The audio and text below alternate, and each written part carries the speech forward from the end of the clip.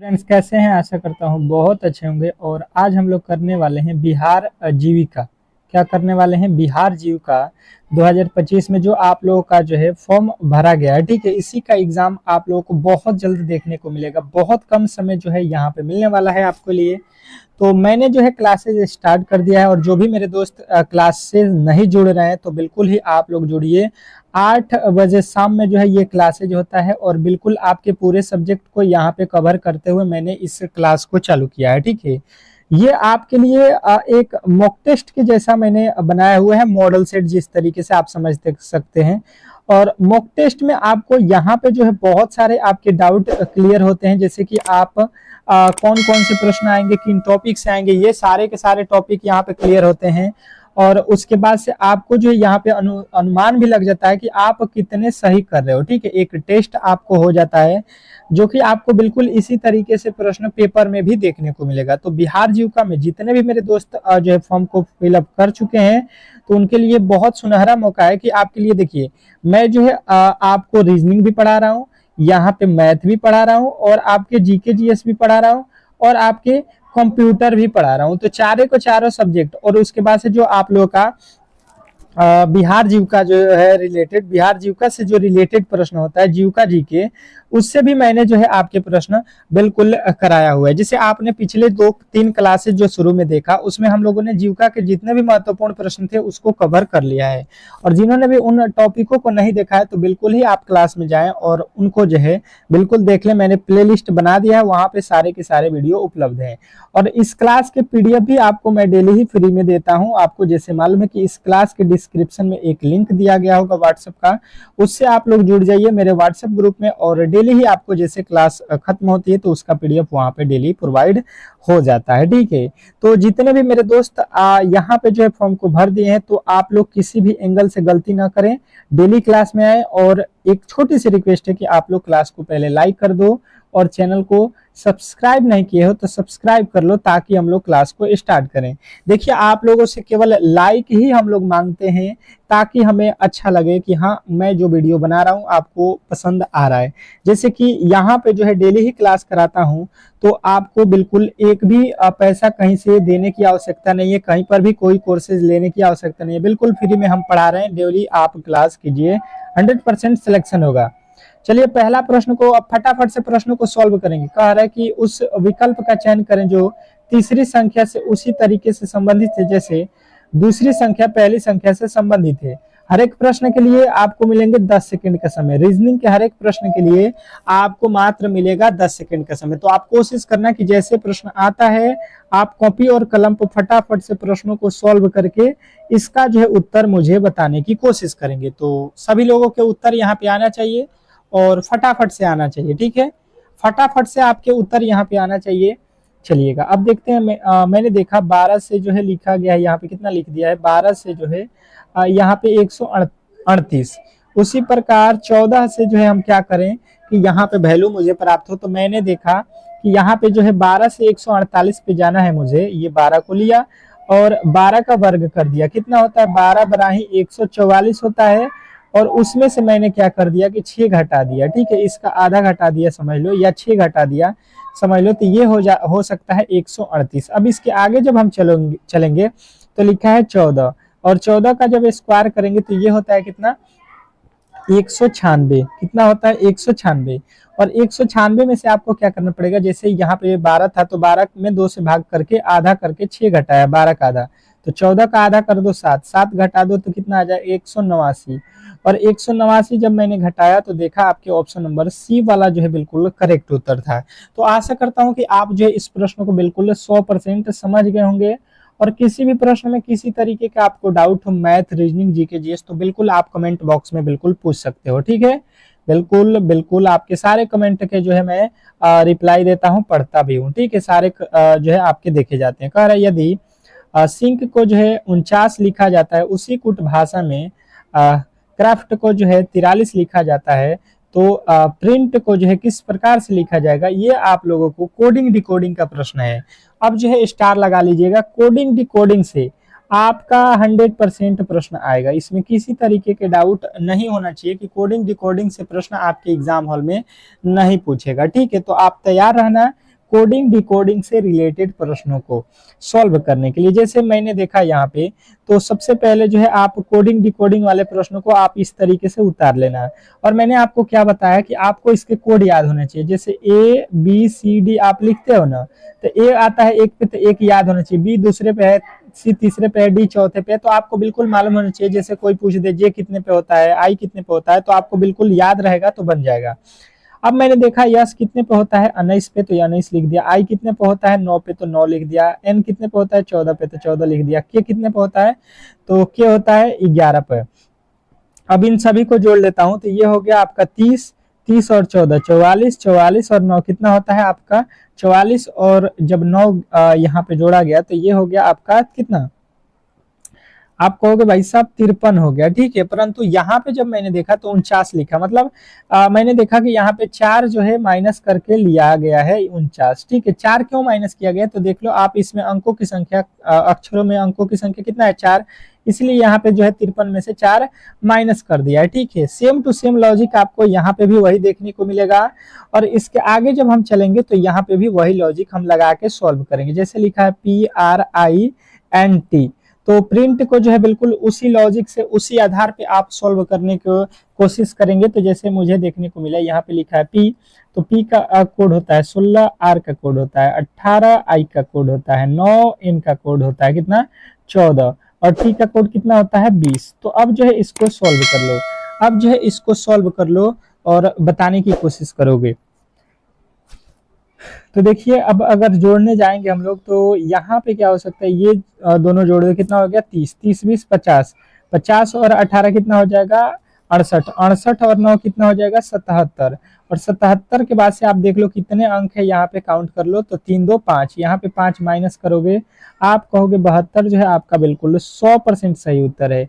आपको मालूम है कि 5 क्यों माइनस किया गया, क्योंकि यहाँ पे अंकों की संख्या 5 है, इसीलिए मैंने 5 को यहाँ पे माइनस किया। आपका अगला प्रश्न देखिएगा और यहाँ पे बताने की कोशिश कीजिएगा। सभी लोग कह रहा है कि दिए गए विकल्पों में से वह संख्या चुने जो निम्नलिखित श्रृंखला में प्रश्नवाचक चिन्ह के स्थान पे आ सकता है, ठीक है। प्रश्नवाचक चिन्ह यानी कि श्रृंखला श्रेणी से प्रश्न आपका दिया गया है, और ये तो टॉपिक आपको बिल्कुल अच्छे तरीके से आना चाहिए, ठीक है। बहुत इंपॉर्टेंट ये होता है श्रृंखला श्रेणी के प्रश्न, आप अपना दिमाग लगाओ। 10 सेकंड का समय रहेगा आपको इस प्रश्न को सॉल्व करने के लिए, ठीक है। इससे ज्यादा समय आपको नहीं दिया जा सकता है, ठीक है, क्योंकि प्रश्नों की संख्या काफी ज्यादा है और फटाफट से हम लोग प्रश्नों को सॉल्व करेंगे। तो अब क्या हो सकता है, मैंने देखा यहाँ पे तो 20 से लिखा है 21, कितना लिखा है 20 से 21, तो देखा कि मैंने एक जोड़ दिया होगा, 20 से 21 मतलब एक जोड़ दिया होगा। 21 से 42 लिखा है तो 21 जोड़ा गया होगा, पर यहाँ पे देख रहे हो 14 लिख दिया है, 42 से सीधा 14 लिखा है, तो इतना कम हो जा रहा है बिल्कुल। पहले तो 2 बार प्लस किया है, फिर तो यहाँ पे माइनस कर रहा है, मतलब गड़बड़ी तो यहाँ पे कुछ ना कुछ हमको दिखाई दे रहा है। अब गड़बड़ी हुआ कहाँ पे है, ये अगर हम सोचने के लिए चलेंगे तो यहाँ पे देखिए 21 से लिखा है 42, मतलब 21 का 2 गुना कर दिया है, 2 से गुणा किया है। अब देखो 42 जो लिखा है उसमें अगर हम 3 से भाग दे देते हैं, तो 42 में 3 से 14 3 42, 14 आ जाएगा। फिर देखो 42 से 14 से जो 18 लिखा, मतलब यहाँ पे 4 जोड़ दिया, पहले देखो 1 जोड़ा तो 2 से गुणा कर दिया, फिर 3 से भाग दे दिया, फिर 4 जोड़ दिया, तो देखो पहले जोड़ने के बाद क्या कर रहा है गुणा, तो गुणा कर दो, यहाँ पे किससे गुणा करेंगे 4 के बाद 5, 18 5 90।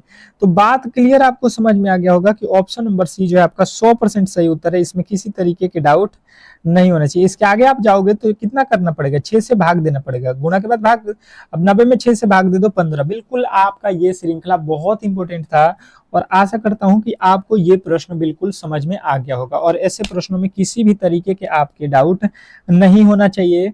और क्लास को जो है बिल्कुल ही आप लोग लाइक करते चलिएगा, ठीक है। लाइक और शेयर, शेयर आप लोग नहीं करते हो क्यों, ग्रुप में यार इसको शेयर करो, थोड़ा सा सपोर्ट दो हम लोगों को।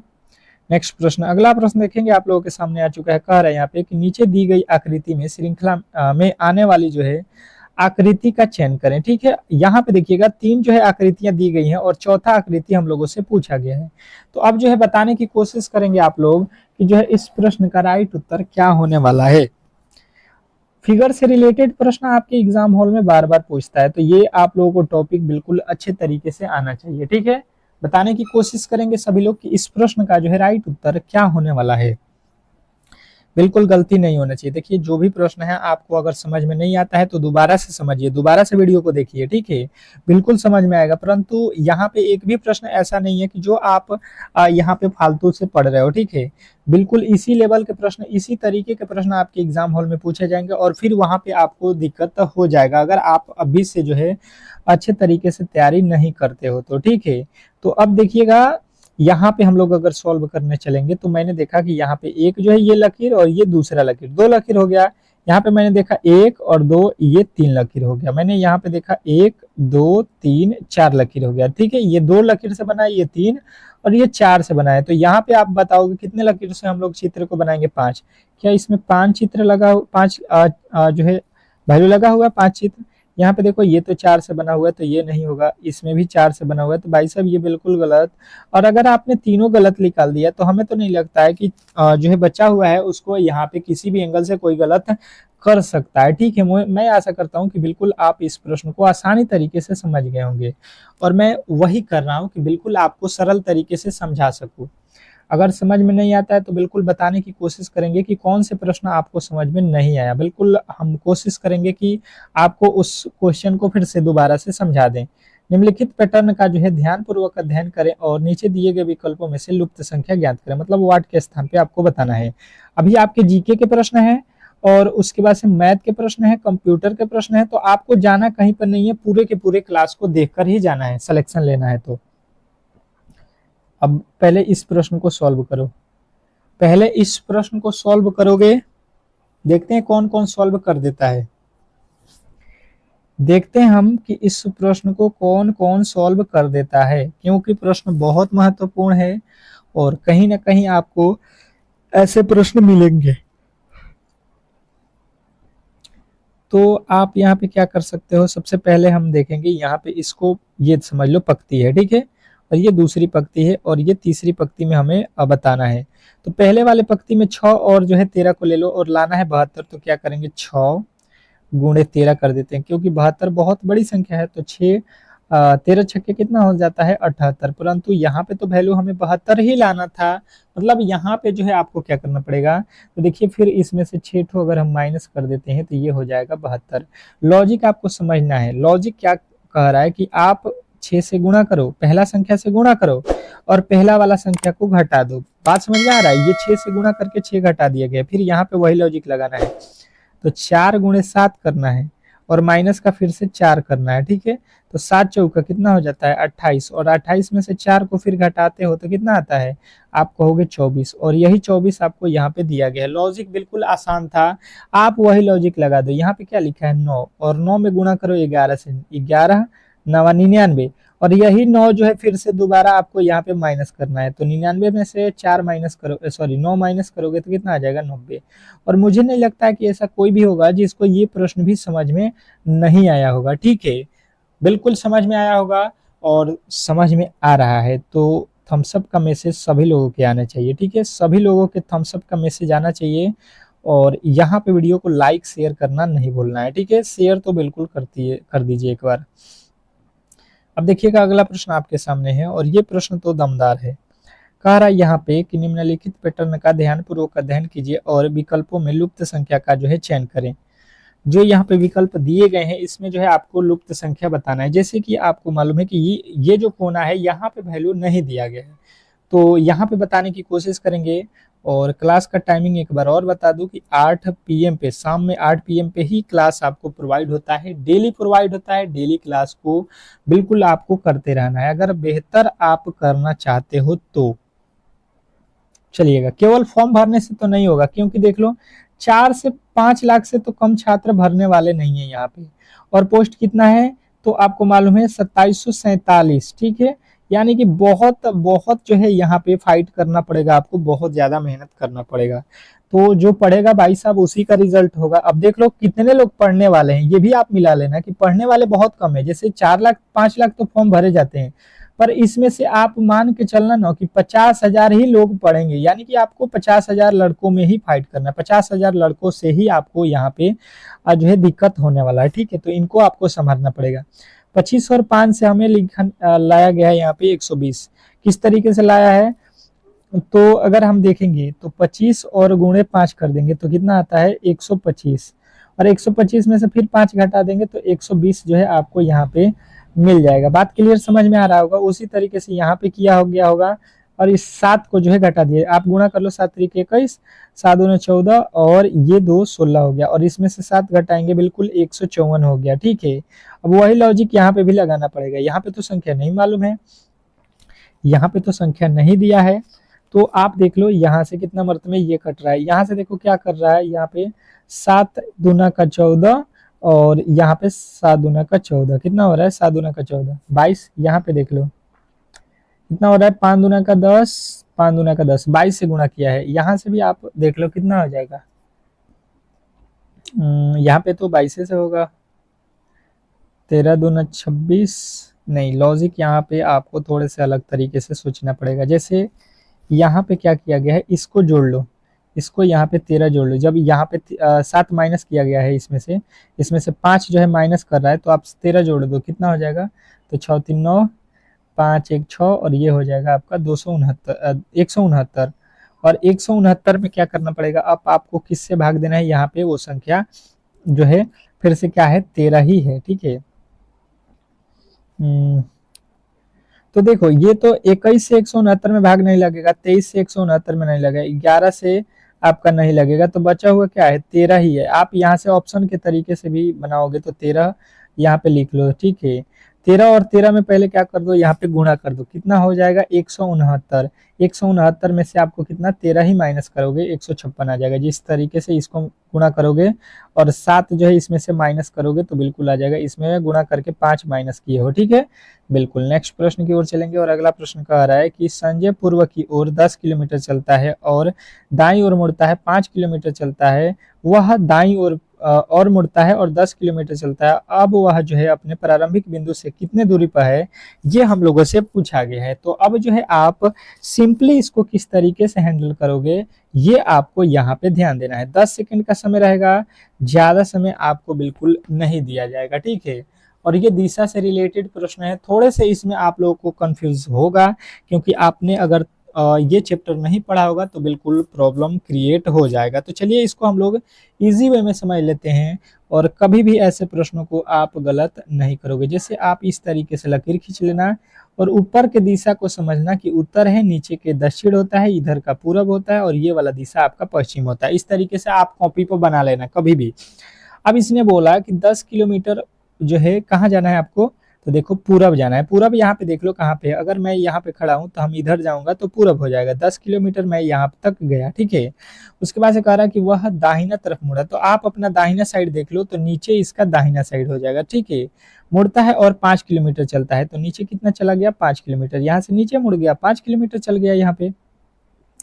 अब कह रहा है फिर जो है वह दाईं तरफ मुड़ा, तो दाईं तरफ मुड़ा यानी कि ये वाला साइड हो गया, और 10 किलोमीटर चला, तो फिर जो है 10 किलोमीटर वो यहाँ से आ गया। अब उसने बोला कि वह जो है अपने प्रारंभिक बिंदु से कितना दूरी पे है, तो इसकी प्रारंभिक बिंदु देख लो, यहाँ पे तो वो था और यहाँ पे पहुंच गया है, तो यहाँ से यहाँ के बीच की दूरी कितना है, तो ये कितना का है उतना ही को तो ये भी बनेगा, क्योंकि ये बन गया है आपका आयत। आयत में आमने सामने की भुजा क्या होती है, बराबर होती है। ये 5 का है तो ये भी 5 का हो जाएगा, और मुझे नहीं लगता है कि किसी भी एंगल से आप लोग गलत करने वाले हो ऐसे प्रश्नों को अब जो है आगे से। ठीक है, बिल्कुल। नेक्स्ट प्रश्न, अगले प्रश्न की ओर चलेंगे, और अगला प्रश्न देखिए ब्लड रिलेशन का है। पी जो है क्यू का भाई है। ठीक है, और यहाँ पे जो है बहुत ज्यादा कंफ्यूज होते हैं, तो देखिए मैं उतना ही बनाऊंगा जितना आपको जो है बताऊं। जैसे पहला लाइन है पी जो है क्यू का भाई है, तो यहाँ पे लिख लो पी, और यहाँ पे लिख लो क्यू। ये जो है पी जो है भाई है किसका, क्यू का। क्यू का भाई है मतलब इस पे प्लस करेंगे, पी बात किया है भाई का। आर जो है क्यू की पुत्री है। आर कौन है, क्यू की पुत्री है। आर क्यू की पुत्री है, तो इसका जो है पुत्री है कौन, आर। आर पुत्री है मतलब लेडीज है, तो माइनस रखोगे। एस पी का बहन है। एस कौन है, पी की बहन है, तो एस जो है पी की बहन है। पी की बहन यहाँ पे रख लो, आपको एस रखना है, बहन है तो माइनस। क्यू एस की बहन है। क्यू एस की बहन है। क्यू एस की बहन है। क्यू भी एस की बहन है। क्यू बहन है एस की, यानी कि ये भी बहन है, इन दोनों की बहन हो गई। अब कह रहे टी आर का भाई है। टी कौन है, आर का भाई। आर का भाई कौन है, टी है, यहाँ पे भाई हो गया। टी का मामा कौन है, टी जो है इसका मामा कौन लगेगा, तो यहाँ पे देख लो ये तो इसकी मदर हो जाएगी, और मदर का भाई कौन होता है, मामा होता है, तो आप तो यहाँ पे बिल्कुल सिंपल तरीके से ऑप्शन नंबर अगर जो है बी के साथ जाओगे तो किसी भी एंगल से गलत नहीं होगा। नेक्स्ट प्रश्न की ओर देखेंगे और अगला प्रश्न आपके सामने कह रहा है कि उस वेन आरेख का चयन करें जो निम्नलिखित वर्गों के बीच के संबंध को सर्वोच्चतम ढंग से दर्शाता है। अब बताने की कोशिश करेंगे, यहाँ पे स्टार लगा लीजिएगा। इस तरीके के प्रश्न आपके एग्जाम हॉल में एक तो है बार बार देता है, ठीक है, और रीजनिंग का ये फेवरेट प्रश्न होता है। बोला गया है कि उस वेन आरेख का चयन करें जो दिए गए वर्गों के बीच के संबंध को सही ढंग से निरूपित करता है। लिखा हुआ है हिरहम, दिरहम, यूएस डॉलर और मुद्रा, ये तीन शब्द दिए गए हैं और तीनों के वेन डायग्राम आपसे पूछ लिया है। तो आपको मालूम होगा दिरहम क्या बोलते हैं, तो यहाँ पे किसी देश का मुद्रा जो है, जैसे हम लोग के भारत में पैसा चलता है उसी तरीके से दिरहम जो है आपके विदेशों में चलता है। यूएसए डॉलर, यूएसए डॉलर भी एक मुद्रा है जो कि अमेरिका में चलता है। मुद्रा, मुद्रा मतलब ये दोनों के दोनों ही मुद्रा के अंदर आएंगे, जैसे रुपया भी मुद्रा होगा और डॉलर भी मुद्रा होगा, दिरहम भी मुद्रा होगा। ये सभी के सभी पैसे के नाम है। ऑप्शन नंबर जो है आपके सी जो है, यहाँ पे ऑप्शन नंबर सी जो है बिल्कुल राइट उत्तर होगा, इसमें किसी तरीके के डाउट नहीं होना चाहिए। अब चलेंगे हम लोग अगले प्रश्न की ओर और अगला प्रश्न आपका जीके का है, ठीक है। मैंने कल जो है जीके के प्रश्नों को कराया था जिसमें जो है मैंने 1 से लेके 30 तक के बिहार के जो है रिलेटेड जीके को बिल्कुल आपको कंप्लीट करा दिया था। आपने क्लास वो देखा होगा तो बिल्कुल आपको मालूम होगा, बहुत मजा आया था। अब जो है आज यहाँ से इसके आगे जो है 30 के आगे 31 से लेके 60 तक के प्रश्नों को देखेंगे जो कि बिहार से रिलेटेड बहुत इंपॉर्टेंट प्रश्न है और इस टॉपिक को जड़ से ही खत्म कर देंगे आज, ठीक है। तो आप कोशिश करना है कि भाई साहब इस क्लास को ज्यादा से ज्यादा लाइक करोगे ताकि ज्यादा से ज्यादा बच्चों के पास जाए और वो जो है इस क्लास का लाभ बिल्कुल उठा सके, ठीक है। क्योंकि फ्री क्लासेज है और फ्री में जो है आपको सभी चीज उपलब्ध है यहाँ पे, केवल जो है आपको डेली ही क्लास में आना है। बिल्कुल कह रहा है आपका यहाँ पे झारखंड बिहार से कब पृथक हुआ, झारखंड बिहार से कब पृथक हुआ, पृथक मतलब समझते हैं अलग हुआ। 31वें नंबर प्रश्न का राइट उत्तर बताने की कोशिश करेंगे तो जिनका भी उत्तर आएगा यहाँ पे 15 नवंबर 2000 को, तो ये आप बिल्कुल राइट उत्तर के साथ जा रहे हो, ठीक है। नेक्स्ट प्रश्न की ओर चलोगे और अगला प्रश्न आपके सामने है बिहार और उड़ीसा का जो है विभाजन हुआ, बिहार और उड़ीसा का जो है विभाजन हुआ बताने की कोशिश करेंगे सभी लोग। अभी आप कहोगे तो चैप्टर वाइज भी क्लासेज स्टार्ट करेंगे आपके सुबह में, ठीक है। चैप्टर वाइज एकदम एक एक टॉपिक को क्लियर कर देंगे, जैसे रीजनिंग के हर एक टॉपिक को पढ़ लेंगे 5 से 10 दिन में, मैथ के हर एक टॉपिक को 5 से 7 दिन में आपके पूरे के पूरे खत्म कर लेंगे। फिर जो है आपके जो है कंप्यूटर के जो है 5 दिन के आसपास में इस टॉपिक को भी हम लोग पूरे के पूरे कवर कर लेंगे। और उसके बाद से आपका जीके का जो है लमसम आपके 15 दिन लगेंगे क्योंकि जीके बहुत है और बिहार जीविका से रिलेटेड आपके जो है 4 से 5 दिन में इसको भी हम लोग कवर कर सकते हैं। तो ये जो है आपके क्लासेज जो रहेंगे इसको भी हम लोग बहुत जल्द करेंगे। यदि आप कमेंट बॉक्स में कहोगे तो क्लास जो है स्टार्ट कर दिया जाएगा इस तरीके का एक ठो सुबह में। तो 32 नंबर प्रश्न का जो है राइट उत्तर हो जाएगा 1936 में जो है बिहार उड़ीसा से क्या हुआ था, विभाजन हुआ था, अलग हुआ था। नेक्स्ट प्रश्न देखेंगे, अगला प्रश्न कह रहा है कि बिहार सोशलिस्ट पार्टी के संस्थापक कौन थे, बिहार सोशलिस्ट पार्टी के जो है संस्थापक का नाम पूछा जाए तो आपका नाम जो है यहाँ पे सबसे पहले आना चाहिए जयप्रकाश नारायण जी का, ठीक है। ऑप्शन नंबर अगर ए के साथ जाओगे तो कभी भी ये आप गलत नहीं करके आओगे। नेक्स्ट प्रश्न की ओर चलेंगे, अगला प्रश्न कर रहे हैं बिहार के प्रमुख जो है समाचार पत्र बिहारी के जो है संपादक थे। पूछा क्या गया है कि बिहार के प्रमुख जो है समाचार पत्र बिहारी के संपादक कौन थे। तो अगर आपका उत्तर आ रहा है यहाँ पे बाबू महेश्वर प्रसाद तो आप बिल्कुल सही हो। नेक्स्ट प्रश्न की ओर चलेंगे और आप लोग क्या टेस्ट दे रहे हो कि नहीं, आप कमेंट बॉक्स में मेरे से पहले उत्तर को कवर कर रहे हो कि नहीं। ये नहीं कर रहे हो तो बहुत बड़ी गलती कर रहे हो, क्योंकि ये मॉक टेस्ट मॉडल पेपर जो इसीलिए कराते हैं ताकि आपका कॉन्फिडेंस बने कि जैसे ये प्रश्न है इसका गलत भी उत्तर दो तो आपको लगे कि हाँ हम गलत कर रहे हैं, और सही करोगे तो आपका मनोबल बढ़ेगा कि हाँ हमने तैयारी किया हुआ, कॉन्फिडेंस बढ़ेगा कि हाँ हम अगर सवाल को बना रहे हैं तो सही बना रहे हैं, ठीक है।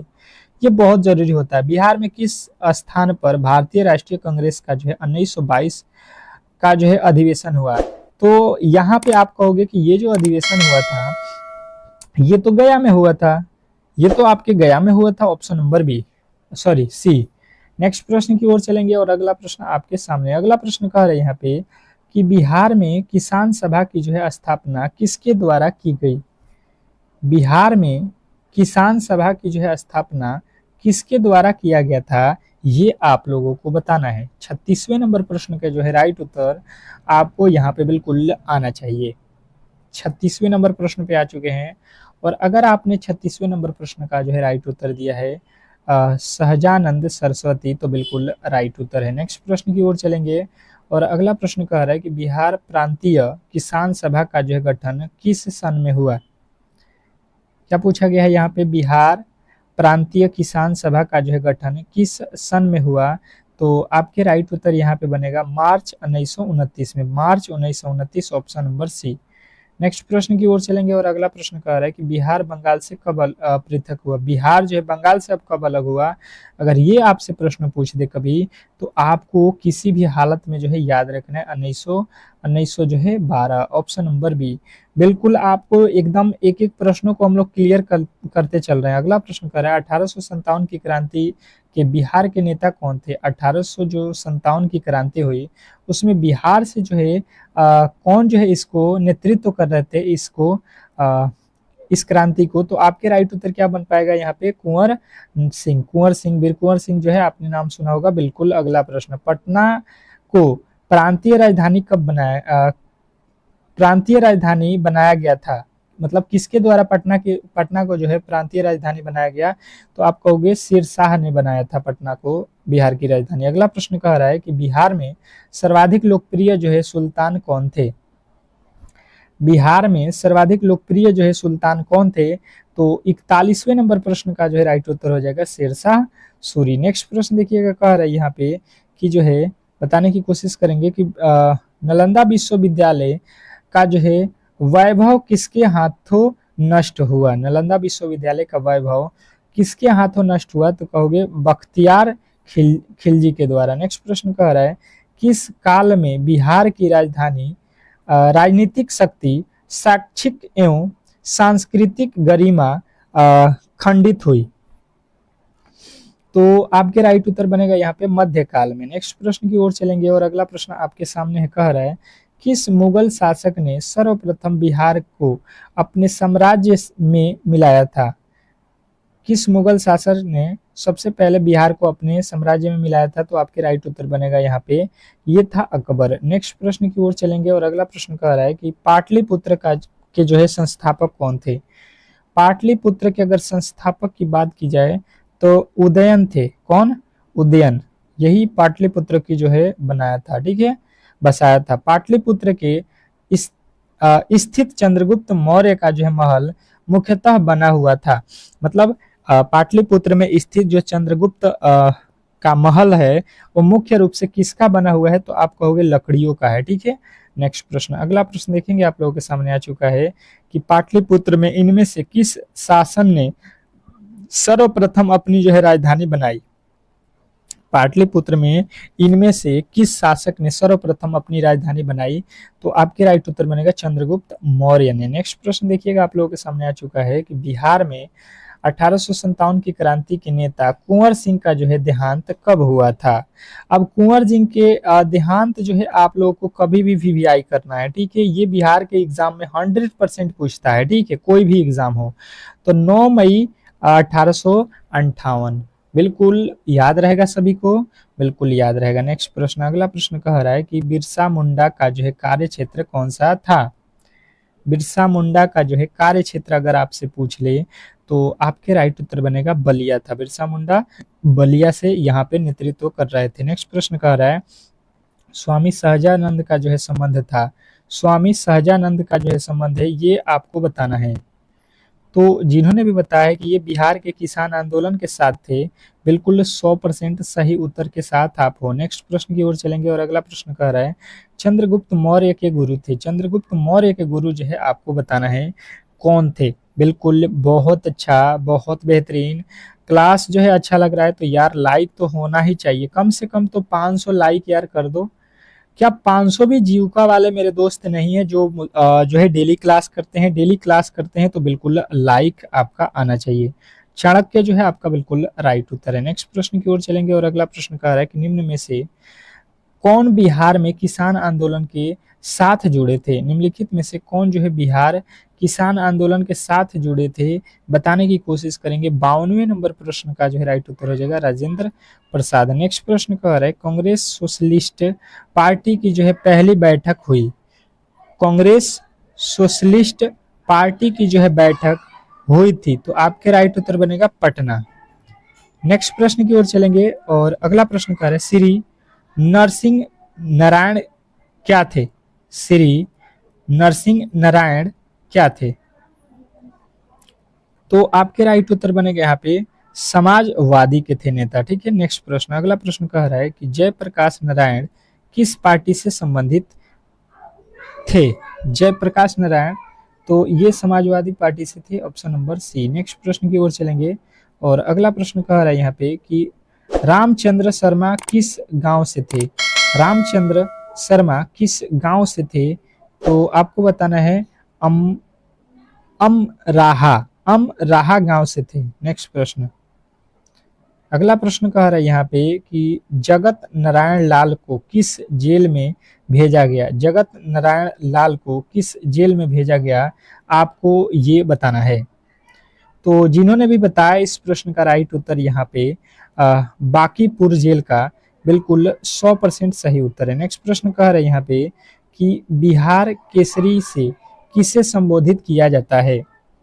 बिहार केसरी से किसे संबोधित किया जाता है, बताने की कोशिश सभी लोग करेंगे। बिहार केसरी से किसे संबोधित किया जाता है, तो आपके राइट उत्तर यहाँ पे बनेगा, यहाँ पे बन जाएगा आपका कौन सा, आप कहोगे डॉक्टर श्री कृष्ण सिंह को, जो बिहार के प्रथम मुख्यमंत्री भी थे। याद रखना ये प्रश्न भी। किस देश की सीमा बिहार राज्य से जुड़ी हुई है? कौन सा देश है जिसका सीमा जो है बिहार से सटा हुआ है? तो आप लोग कहोगे नेपाल है भाई साहब, इसमें तो कोई डाउट ही नहीं है। पुराना बिहार का कितना प्रतिशत जमीन लेकर झारखंड राज्य बना? कितना परसेंट जो है बिहार से जो है झारखंड अपना जो है लिया था? तो 45.85% जो है यहाँ से भूमि लेकर जो है यहाँ पे बना था कौन? तो झारखंड। नेक्स्ट प्रश्न यहाँ पे देखिएगा, आप गणित के प्रश्न स्टार्ट हो चुके हैं और बिल्कुल आपको बेहतर तरीके से गणित यहाँ पे सीखना है। ठीक है, चलिएगा गणित स्टार्ट कर रहे हैं। तो आपको एक बार और याद दिला दूं कि जो भी मेरे दोस्त भूल गए हैं वीडियो को लाइक करना। तो यार आप लोग क्या कर रहे हो, free classes, free PDF, free notes, ये सभी आपको दिया जा रहा है। इतना मेहनत आपके लिए हम फ्री में कर रहे हैं, तो यार आपका भी तो सपोर्ट होना चाहिए कि आप लोग पसंद कर रहे हो इस क्लास को। अरे किसी संख्या की 21% 546 के बराबर है, तो उस संख्या का 89% आपको बताना है। तो ये प्रश्न तो थोड़े से आपको यहाँ पे कैलकुलेटिव होने वाला है, पर ऐसा नहीं है कि आप कर नहीं सकते। जैसे देखिएगा, आपको संख्या नहीं मालूम है तो मान लो x है वो संख्या, और इसका 21% हमको बोला जा रहा है कि अगर हम 21% इसका निकालेंगे तो 500 कितना हो जाएगा, 46 हो जाएगा। मैंने इसका 21% निकाल दिया। अब जब मैंने देखा तो यहाँ पे क्या 21 के पहाड़े में कट रहा है, ये 21 के पहाड़े में कट रहा है, ये 7 के पहाड़े में काट दो, 7 तरीके 21, 7 के पहाड़ा में 7 सत्ते 49, 7 सत्ते 49 और कितना बच रहा है यहाँ पे 5, 7 8 56, ये 3 के पहाड़े में कितना मर्तबा कट जाएगा, तो ये 3 गुना 6, 3 छक्के 18, मतलब ये दो जीरो है, ये सीधा सीधी गुणा करेंगे तो यहाँ पे लग जाएगा, मतलब x मतलब वह संख्या जो है हमें मिल गया 2600, वह संख्या हमें मिल गया 2600। परंतु उसने ये बात नहीं बोला है, उसने बोला है कि भाई साहब इसका जो है 89% निकालो। तो जब इसका हम 89% निकालने जाएंगे 8 9 तो बट्टा में 100 कर लेंगे और यहाँ से 2 जीरो से ये 2 जीरो कट जाएगा। अब ये 9 में 6 से गुणा करो, 9 छक्का 54, 54 का जो है क्या होता है 4, मतलब यहाँ पे इसका वैल्यू इकाई अंक आएगा 4, और 4 जब मैंने देखा तो ऑप्शन नंबर डी में दिया गया है, इसमें किसी में नहीं दिया गया, मतलब इसके आगे मुझे गुणा करने की कोई आवश्यकता नहीं है। और ये ट्रिक आपको बिल्कुल आने चाहिए। जैसे मैंने देखा ये यहाँ पे इकाई में 6 था, यहाँ पे 9 था, तो 6 9 में गुणा करेंगे, 9 छक्के 54, 54 के 4 आया, तो मैंने यहाँ पे इकाई में 4 अंक जोड़ा, ऑप्शन नंबर डी के साथ गया, बिल्कुल राइट उत्तर हो गया। नेक्स्ट प्रश्न, अगला प्रश्न कह रहे हैं यहाँ पे कि 3 संख्याएं यहाँ पे 1 2 3 5 के अनुपात में है और इनका जो है लघुत्तम समापवर्तक 90 है, इनका जो है महत्तम समापवर्तक क्या होगा, ये आप लोगों को बताना है। अब जो है बताने की कोशिश करेंगे, बिल्कुल आपके राइट उत्तर आने चाहिए, बिल्कुल बहुत अच्छा, बहुत बेहतरीन। अब देखिए सबसे पहले लघुत्तम समापवर्तक दिया हुआ है, मैं देख रहा हूँ 2 है, 3 है और 5 है अनुपात में। इसके जब मैंने लघुत्तम निकाला तो अनुपात है, तो यहाँ पे इसके आप x लगा सकते हो, एक्स वाई जेड कुछ भी इसके साथ, ताकि अनुपात में ये बन सके 3 दूना 6, 6 पचे 30। इसका जब लघुत्तम हम निकाल रहे हैं तो 30 x आ रहा है, ये कह रहा है नहीं 90 हो रहा है, यानी कि x का वैल्यू निकालोगे तो यहाँ पे हो जाएगा 5। इसने बोला 30, 30 पाँच नहीं होता है, 30 3 90 होता है, यानी 3 आ गया है। इसका बोला गया है कि मौसा, तो मौसा मतलब होता है कि इनका मौसा जब निकालोगे क्या था, 2 3 और 5 के अनुपात था यहाँ पे। तो जब इसका मौसा निकालने जाओगे तो इसके बीच का अंतर देखो, तो इसके बीच का अंतर क्या है, यहाँ पे 1 है, यहाँ पे 2 है, 1 और 2 अंतर मतलब एक ही अंतर आ रहा है, मौसा मतलब इसके बीच का अंतर, तो 3 जो है आपका बिल्कुल राइट उत्तर हो जाएगा। नहीं तो आप इसको क्या कर सकते हो, इसमें 3 से गुणा कर लो, 3 दूना का 6 संख्या मिलेगा, 3 3 का 9 संख्या मिलेगा और 3 5 15 मिलेगा। इन सभी को निकालोगे तो बिल्कुल ही आपका आएगा ऑप्शन नंबर डी। नेक्स्ट प्रश्न की ओर चलेंगे और अगला प्रश्न आपके सामने है, कह रहा है कि एक पाइप एक टंकी को 4 घंटे में भर सकती है और एक जगह से रिसाव होने के कारण टंकी को जो है भरने में 5 घंटे का समय लगता है। टंकी के जो है पानी को रिसाव कितने घंटे में खाली कर सकता है, अब ये प्रश्न आपको बताना है।